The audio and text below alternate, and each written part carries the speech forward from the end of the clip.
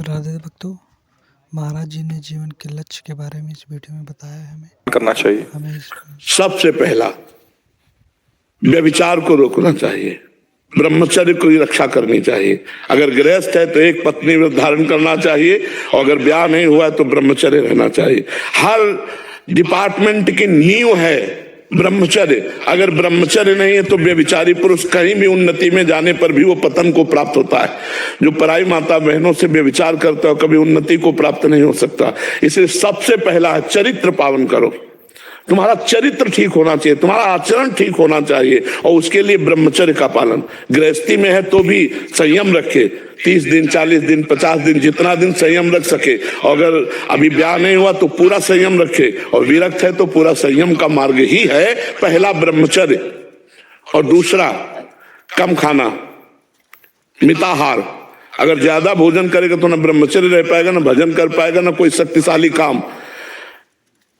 एक बादशाह ने पूछा एक बहुत बड़े औषधि बताने वाले वैद्य से कि कितना खाना चाहिए 24 घंटे में जिससे हमारा शरीर स्वस्थ होकर भरपूर काम कर सके। तो उनका 39 तोला। एक तोला का मतलब होता है 10 ग्राम, 390 ग्राम होता है। मतलब 400 ग्राम अगर भोजन पालो तो 24 घंटे आप पुष्टतापूर्वक कार्य कर सकते हो। और बोले जो अधिक पाता है बोले वो आंतों को बोझा देता है और जीवनी शक्ति कमजोर होती है, वो पचने में ही लग जाती है। तो हम कह रहे 400 ग्राम एक बार का बादशाह से कहा 2 बार रख लो। 400 ग्राम एक बार दोपहर के पा लो 400 ग्राम, लेकिन 400 ग्राम तो नहीं 1500 पहुंच जाता होगा। भोजन मिताहार हमारे शास्त्रों ने आज्ञा करी है। क्षुद्र व्याधि चिकित्सताम, क्षुधा रूपी व्याधि की चिकित्सा करो। भिक्षान्न औषधम, औषधि की तरह। 4 रोटी, थोड़ी मूंग की दाल, अरहर की दाल, थोड़ा चावल भोग लगा के ठाकुर जी को पालो, 2 बार पालो।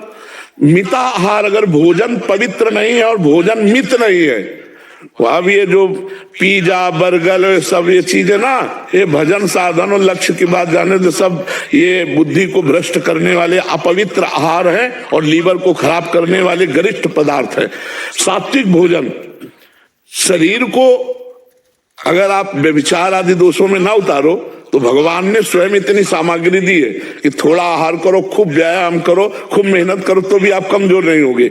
अगर हम सात्विक भोजन करें, अल्पाहार करें, तो बहुत जल्दी हमारे अंदर शक्ति का विकास हो, आध्यात्मिक शक्ति का। पहला ब्रह्मचर्य, दूसरा कम खाना मिताहार, और तीसरा कम बोलना, उचित बोलो। हम ये नहीं कहते कि मौन हो जाओ, तो हमें लगता है उचित बोल देना।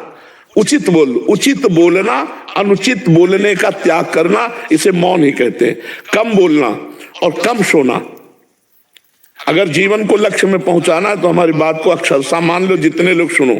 पहला ब्रह्मचर्य, दूसरा कम खाना, तीसरा कम बोलना अर्थात मित भाषण करना, विचार पूर्वक बोलना, और चौथी बात कम सोना।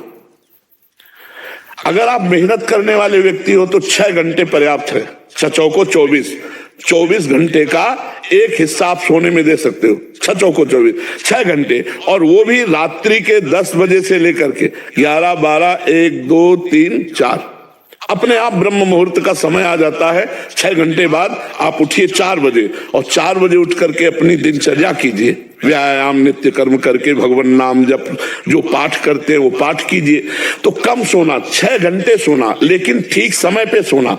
अब आजकल लोग 1 बजे 2 बजे सोते हैं और दिन के 7-8 बजे तक सोते रहते, फिर जगते। क्या दिनचर्या!